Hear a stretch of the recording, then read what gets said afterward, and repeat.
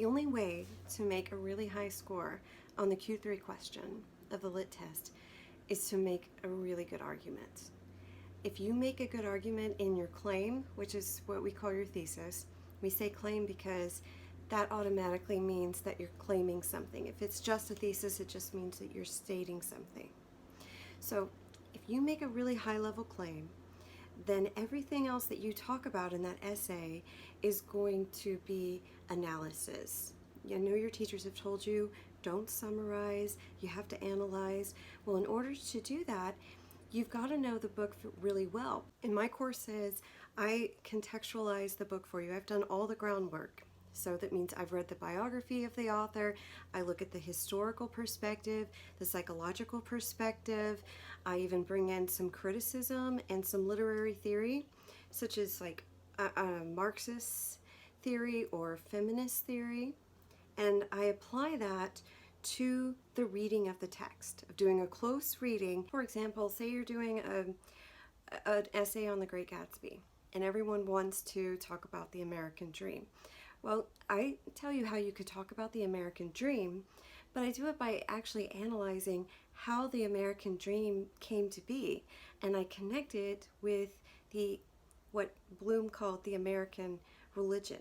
So you can use kind of a theological approach to that, and that course is on Udemy. So is Their Eyes Are Watching God, and in that course I start with Richard Wright's criticism of the book about how I didn't have any message or thought, and actually the book almost was lost in obscurity, and it was Alice Walker who literally resurrected the book. These are types of things that you can start your essay with, and not only would you be making an argument for the main character, but you would be able to talk about feminism and the importance of women in literature. The Catcher in the Rye, that's another one.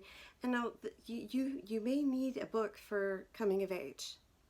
So if everyone's talking about coming of age, instead of just giving a plot summary about how he comes to age, which would be kind of hard to do with Catcher in the Rye, what you would instead do is talk about self-actualization and talk about the self against a society.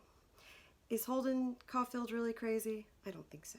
Is everyone else crazy? Yes. So if you start with my courses, you can at least get 3 really good pieces that you will know, especially if you also read the book. Probably if you don't read the book, you would still do well, but I'm going to encourage you to read the book because that's what I believe in, and I believe you will knock this essay out of the park. So go to Udemy and search Elite Literary Book Group, and my courses will come up, and you're going to do such a great job.